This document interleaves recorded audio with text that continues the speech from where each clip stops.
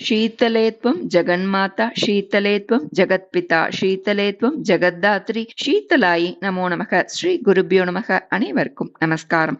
இன்று ஷீத்தலா சப்தமி, நாளை ஷீத்தலா அஷ்டமி அனுஷ்டிக்கப்படுகிறது. ஷீத்தலம் என்றால் குளுமை. வெப்பத்தின் தாக்கத்தினால் ஏற்படும் வெக்கை நோய்களான காலரா, சின்னம்மை, பெரியம்மை போன்றவற்றை தன்னுடைய குளிர்ச்சியினால் போக்கிவிடும் தெய்வமாக ஷீத்தலா தேவி கொண்டாடுகிறார்கள். இவளுக்கு வாகனமாக கழுதையும் கையில் ஆயுதமாக துடப்பமும் தடப்பட்டிருக்கிறது. உடலை பாதிக்கும் நோய் கிருமிகளை அகற்றி தூய்மைப்படுத்தி பூரண ஆரோக்கியம் அளிப்பவள் என்பதற்கான குறியீடு துடைப்பம். கழுதை என்பது பொதி சுமக்க வல்லது. மற்றவர்களின் சுமையை தனதாக கருதி அதற்காக யார் உதவுகிறார்களோ அவர்களை விரும்பி ஏற்கிறாள் அன்னை என்பதை அந்த வாகனமே உணர்த்துகிறது. பல உருவங்கள்ல ஷீத்தலா தேவி என்னும் வடிவமும் ஒன்று. ஒரு சமயம் தேவர்களுக்கு அசுரர்கள தொல்லை கொடுக்கணும் முடிவு பண்ற அசுர குருவான சுக்கராச்சாரியாரின் உதவியால தீய சக்திகளை ஏவினர். இதனால் கடுமையான வெப்பம் காரணமாக உடல்ல கொப்புளங்கள், கடும் ஜுரம், உடல் வலியுடன் தேவர்கள் சிரமப்படுறா. தேவர்களுடைய துயர் துடைக்க சிவனின் ஜட்டாமுடியிலிருந்த சந்திரனிடமிருந்தும் கங்கையிடமிருந்தும் பேரொளி ஒன்று அம்பாளாக தோன்றியது. இந்த அம்மனையே ஷீத்தலா தேவி என்று அழைக்கப்படுகிறாள். நாம் அன்னை ஷீத்தலா தேவியை வணங்கி கடும் நோய்களிலிருந்தும் நிவாரணமும் ஆரோக்கியமும் தரும் ஷீத்தலாஷ்டகம் சொல்லலாம்.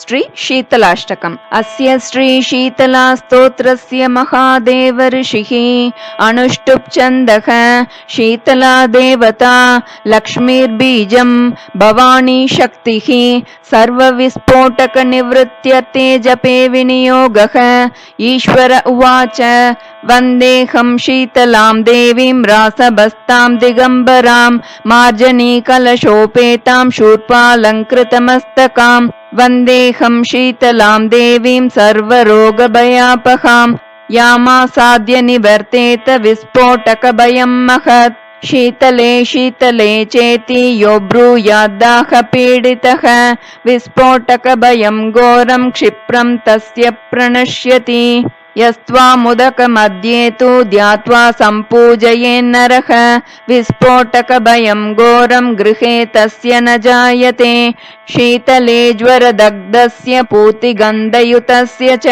प्रणष्टचक्षुषः पुंसः त्वामाहुर्जीवनौषधं शीतले तनुजान् रोगान् नृणां हरसि दुस्त्यजान् विस्फोटकविदीर्णानां त्वमेकामृतवर्षिणी गलगण्डग्रहारोगा ये चान्ये दारुणा नृणां त्वदनुद्यानमात्रेण शीतले यान्ति संक्षयम् न मन्त्रोऽनौषधं तस्य पापरोगस्य विद्यते त्वामेकां शीतले दात्रीं नान्यां पश्यामि देवताम् मृणालतन्तु सदृशीं नाभिहृन्मध्य संस्थितां यस्त्वां सञ्चिन्तयेत् देवी तस्य मृत्युर्न जायते अष्टकं शीतला देव्या यो नरः प्रपठेत् सदा विस्फोटकभयं घोरं गृहे तस्य न जायते श्रोतव्यं पठितव्यं च श्रद्धा भक्ति समन्वितैः